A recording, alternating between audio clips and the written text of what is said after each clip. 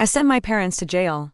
I was 17 when I finally did it. Most kids worry about getting grounded or having their phone taken away. I was worried about whether my parents would remember to feed me that week. It started when I was maybe 12. My dad lost his job at the warehouse, and instead of looking for another one, he decided selling drugs was easier money. My mom, who used to work at the grocery store, quit to help him. They called it running a business from home. At first, it wasn't that bad. They were just selling weed to their friends. But then it got bigger, way bigger. People I didn't recognize started showing up at all hours. Our house became like a 7-Eleven for drugs. I'd come home from school and find strangers sitting on our couch, counting money on our kitchen table. My parents stopped caring about normal stuff. They forgot to buy groceries half the time. I learned to make dinner from whatever random cans were in the pantry. Beans and rice became my specialty because that's all we usually had. They'd sleep until 3 o'clock in the afternoon, then stay up all night dealing with customers. School became my escape. I threw myself into my grades because at least their things made sense. Teachers started noticing I was wearing the same clothes multiple days in a row. Mrs. Garcia, my English teacher, would sometimes slip me granola bars from her desk drawer. She never said anything about it, but I knew she knew. The breaking point came on a Tuesday. I got home from school and found my mom passed out on the bathroom floor. Not sleeping, passed out. There was a needle next to her. That's when I realized they weren't just selling anymore. They were using everything they made. I called 911. When the paramedics came, they found more than just my unconscious mom. They found scales, bags of pills, and enough fentanyl to supply half the town. My dad tried to lie and say it wasn't theirs, that someone must have planted it. But there were texts on his phone discussing prices and delivery times going back months. The cops asked me if I knew about any of it. I could have lied. I could have said I had no idea what was going on in my own house. But I was tired. So tired of living like this. So tired of pretending everything was normal when kids at school talked about family dinners and weekend trips. I told them everything about the people coming and going, about how my parents had been dealing for years, about how they'd started using their own product, about how I hadn't had a real conversation with either of them in months, because they were always high or paranoid or both. My mom survived the overdose, but barely. They both got arrested that night. The house got searched top to bottom. They found drugs hidden in places I didn't even know existed. Inside the walls, under floorboards, even in my old toy chest. My parents each got 5 years. Drug dealing, possession with intent to distribute, child endangerment. My mom cried during sentencing and kept looking at me like I was the one who had betrayed her. My dad just stared straight ahead like he was already planning his next move. I moved in with my Aunt Lucy, my mom's sister. She lived 3 towns over in a tiny apartment, but it was clean and quiet. And there was always food in the fridge. Real food, not just expired crackers and energy drinks. The weird part was how normal life became. I had a bedtime again. Someone asked about my homework. My aunt made sure I had clean clothes and lunch money. Simple stuff that I'd forgotten was supposed to be normal.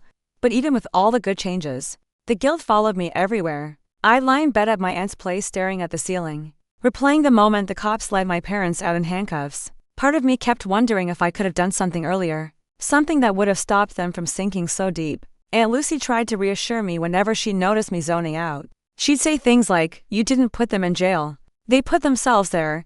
But hearing it and believing it were two different things. The first time I visited them in jail, my mom wouldn't even look at me. Her hair was cut shorter, her face thinner, and her eyes had this tired emptiness I'd never seen before. She just kept staring at the table between us like I wasn't even there. When she finally spoke, her voice cracked as she asked, "Why do you do it? Not, 'How are you?' or 'Are you okay?' Just that." I didn't know how to answer. The next visiting room chair screeched loudly as someone sat down, and for a second I wished the floor would swallow me. My dad was different. When I saw him, he laughed like the whole thing was some big misunderstanding. "You think you saved us?" He whispered across the table. "All you did was hand us over." He said it like he hated me. Like I wasn't his son but some stranger who had ruined his life. That night, I couldn't sleep at all. I kept thinking that maybe he was right. Maybe I should have kept my mouth shut. Dragged my mom to rehab myself. Tried to keep the house together instead of ripping it apart. But every time those thoughts came, I remembered her on the bathroom floor, her face gray, her chest barely moving. And I remembered how my dad stepped over her like she was a broken lamp he didn't feel like fixing. A few months passed and things started shifting in ways I didn't expect.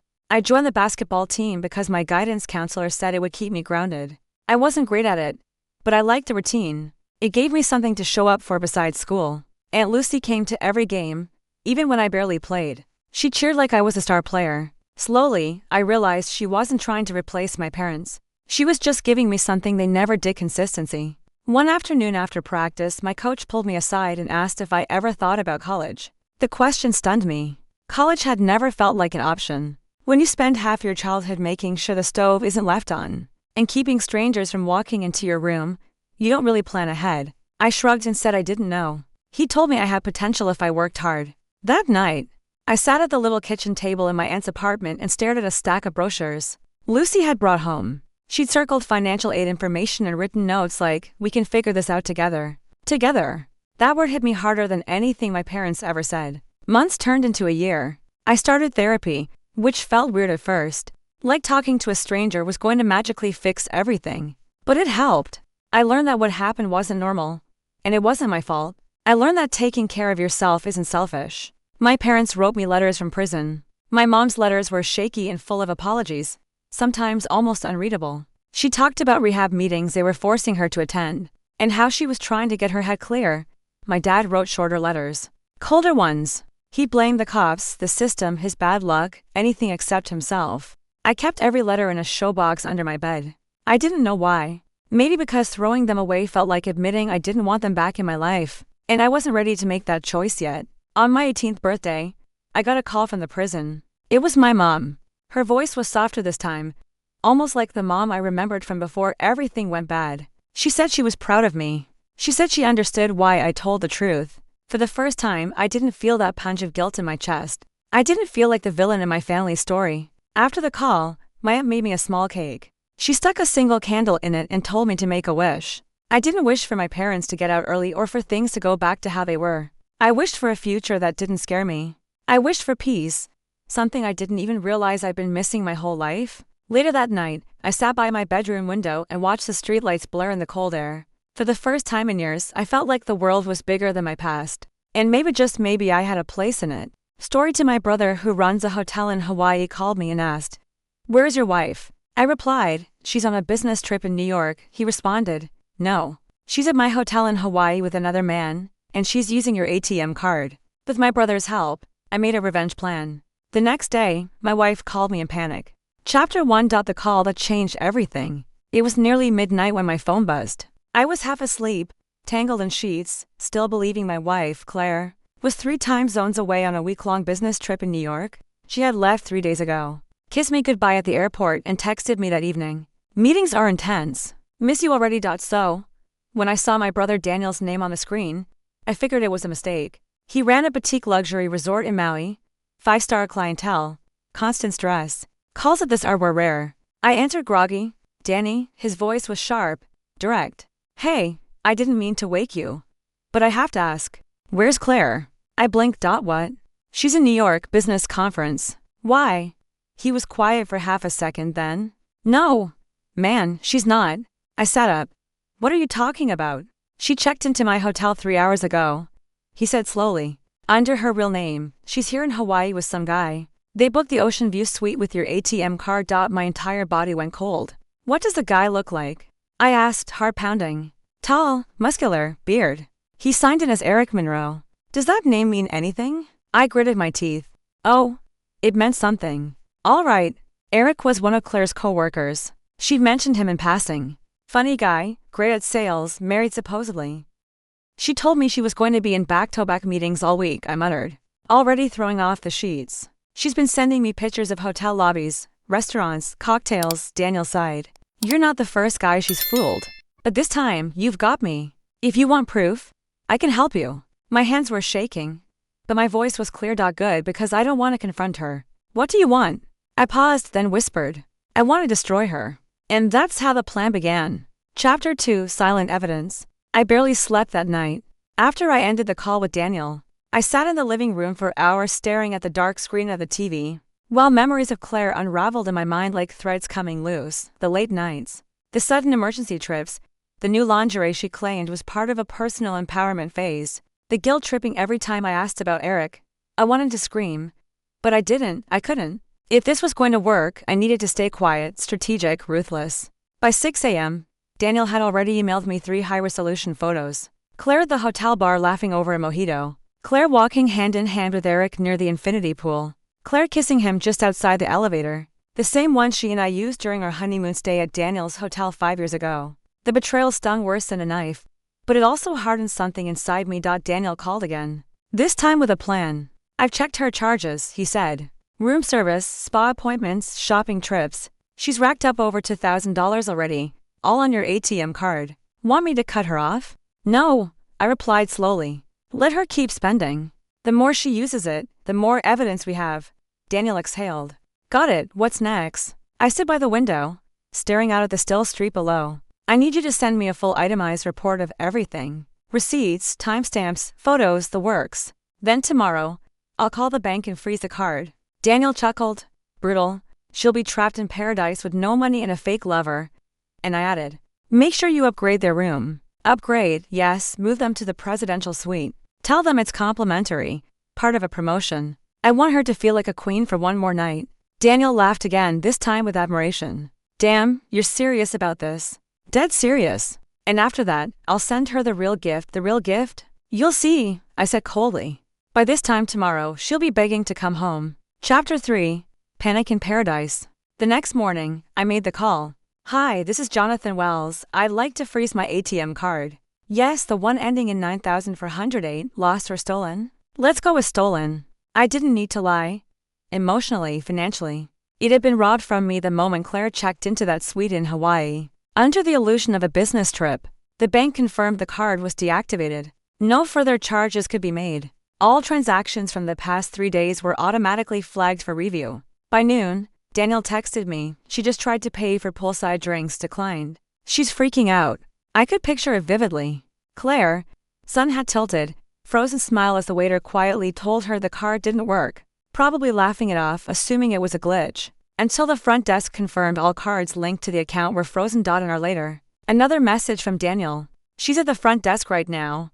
Voice raised. Says it must be a mistake. Eric standing off to the side, awkward, not offering to pay. Then finally, my phone rang. Claire. I stared at the screen as it vibrated. For the first time since this all began, I didn't feel confusion or heartbreak or even anger. I felt control. I answered calm and measured. Hey, sweetheart. Her voice was tight on the edge. John. Thank God. Something's wrong with the card. You need to call the bank. Everything's being declined. Oh? I said mildly. That's strange. Weren't you in New York? Silence. What? You told me you were in New York business conference. But Daniel says, hi by the way, says you look great in the presidential suite. Shame about the company. Her voice cracked. You knew. I know everything, Claire. I know you're in Hawaii. I know you're with Eric. I know you've been using my money to fund your little beachside fairy tale. She let out a gasp, half panic, half anger. ID in single quotes. John, it's not what it looks like. I swear, save it. Please, just can you call the bank? My phone's about to die and Eric's card got declined, too. And wow, I couldn't. You're stranded in paradise with your affair partner, and no way to pay for the suite. Her silence told me everything I needed to know. You made your bed, Claire. I said flatly, you can sleep in it or the hotel lobby. Whatever Eric can afford. But John, I ended the call. That night, Daniel sent me a photo. Claire sitting alone on the edge of the hotel fountain. No sun hat, no smile, just her and the dying phone. Eric nowhere in sight, betrayed by her own betrayal. And that was just the beginning. Chapter 4, the collapse begins. By the next morning, Claire had officially crossed the line from panic to desperation. Daniel called me early, trying and failing not to laugh. She stormed into the front desk like a hurricane, demanded to know why her suite wasn't comped anymore. Said something about calling the police, said she was being set up. My receptionist stayed calm and told her the room had to be paid for today, or she'd be checked out at noon. Did she pay? I asked. Nope, Eric left. I blinked. What? Walked out around 6 a.m. bag in hand. Didn't say goodbye. Didn't offer a cent. He looked embarrassed. Of course he did. Eric was a classic opportunist. Probably thought he was getting a free luxury vacation with someone else's wife. But when the bills came due, both literal and emotional, he vanished like smoke. Claire, abandoned and broken a tropical paradise, was now on her own. I spent the rest of the day calmly executing the next phase of my plan. Called her accountant, removed her name from all shared business accounts, changed all passwords, bank, utilities, cloud storage, everything, filed for separation with my lawyer, and requested temporary spousal support, be denied based on willful marital misconduct. Then came the public piece. Claire was a social media influencer, small time but obsessed with appearances. Her brand was curated perfection. Power couple photos, elegant dinners, behind the scenes of our busy but loving life. So, I sent her a message, not privately. I commented directly under one of her old couple photos. I hope Eric made the trip to Hawaii worth it. I'll be posting receipts soon. It took about 7 minutes before she deleted the entire account. But it was too late. Daniel had already forwarded me the hotel security footage. And I had receipts, time-stamped photos, and her own texts about the New York business trip. I sent them all to her in mail with a simple subject line. Everything you built just collapsed. That night, Claire called again, this time from a borrowed number. John, please, she said softly, I need a ticket home. I don't have anyone else to call. Sure, I replied. I'll book one right now. Her voice lifted. Really? Absolutely. I smiled. It'll be a middle seat, red eye, no checked bags. And when you land, your bags, your apartment key, your access cards. Your name on everything will be gone. A pause. You're not serious. Oh? Claire, I whispered. You seriously underestimated who you married. Then I ended the call again, this time for good. Chapter 5. Welcome home, Claire. She landed 2 days later, exhausted, disheveled, wearing the same wrinkled dress she'd arrived in Hawaii with. No luggage, no makeup, no smile. Daniel had kindly arranged her flight using the cheapest ticket he could find. Delayed layovers, middle seat between two toddlers. The kind of flight that breaks your body and spirit. I knew her ETA before she even left the island, and I made sure I wasn't there when she returned. Instead, I changed the locks. She stood on the porch for 20 minutes, trying her old key, ringing the doorbell, calling my number nonstop. I didn't pick up. She must have walked around the house, tried the back door, even peeked through the windows. She found the note taped to the front door. Claire, as of this morning, this property is legally under my sole name. You no longer reside here. For your belongings, check the storage unit listed below. Code 09 to daughter anniversary. Ironic, I know. Best of luck rebuilding the life you so eagerly tore apart, John. Inside that storage unit was everything she owned, neatly packed, labeled and stacked. Clothes, shoes, makeup, her prized vanity mirror, all there except her wedding ring. I had pawned it the day before. The money donated to a women's shelter in her name. And I didn't stop there. Her corporate job, the one she bragged about constantly, had been notified not by me, but by Eric's actual wife. Apparently, Claire had violated several HR policies by fraternizing with a client, falsifying travel logs, and using company funds for personal use. I received a text from a mutual friend a few days later. Dude, Claire's been fired, completely blacklisted. You weren't kidding when you said she dug her own grave. I didn't reply. Claire, now unemployed, homeless, and ghosted by her affair partner, had no place left to go. She tried calling again, sent a voicemail. John, I know I messed up, but please, can't we talk? I miss you. I miss us. I didn't mean for it to go this far. I saved the message, not to reply, but to remind myself how deep her betrayal had run, and how far I'd come since the moment that phone rang in the middle of the night. Chapter 6. The final word. It had been nearly 2 weeks since Claire returned. She tried everything. Voicemails, texts, emails. She even reached out to my sister, my coworkers, my college roommate. Always the same message. Please, just one conversation. Just let me explain. But I didn't need her explanations. She wasn't sorry for what she did. She was sorry she got caught. Sorry her fantasy imploded. Sorry her backup plan, me, wasn't waiting with open arms. Then came the letter, handwritten. Hand-delivered. I found it tucked under my windshield after work one evening. John, you may not believe me, but what happened wasn't what I intended. It wasn't supposed to go that far. I was confused. I was feeling neglected and seen. And when Eric paid attention to me, I made a mistake. But I see now what I lost, what I destroyed. Please, can we meet just once? If not to fix things, then to at least say goodbye like real people, not ghosts. I didn't respond right away, but I did meet her in a cafe, quiet and neutral. I arrived 10 minutes early, sat by the window, and waited. She walked in like a shadow of her former self, pale, thinner, hollow-eyed. No more designer clothes. No mask of arrogance, just desperation clinging to her like a scent. She sat down across from me, hands folded. I'm not here to beg, she began, voice low. I just wanted to look you in the eye and say, I'm sorry. I let the silence sit. Then I spoke. I believed in you, Claire. In us. I would have done anything for you. Worked late, paid the bills, supported your career, loved you even on your worst days. But you didn't want a partner. You wanted someone to praise you, to fund your lifestyle, to clean up your messes while you flirted with chaos. Her lip quivered, but she stayed quiet. You told me you were in New York, I continued. You were in his bed. You smiled at the camera while I tucked our future away into your hands. And for what a thrill. A tan in a stranger's arms? I was stupid, she whispered. No, Claire, you were selfish. And selfish people always think the world will wait for them to wake up. I pulled an envelope from my coat and slid it across the table. Inside was the finalized divorce decree. No alimony, no share of my business. No right to the house, just closure. I'm free, I said calmly. And now, so are you? Her eyes flooded. You really hate me that much? No, I said standing up. I don't hate you at all. And I meant it. I had no hate left for her, only indifference, and that was the final blow, epilogue. I walked out of that cafe lighter than I had in years. Claire moved to a nearby city and started working retail, quietly, anonymously. Word is she lives in a small apartment above a bakery. No more travel. No more followers, no more lies. As for me, I rebuild. I rebuild my life, my peace, my future, and someday, when I'm ready, maybe even love again. Because the best revenge was never fire. It was silence and success. Was this revenge perfectly justified?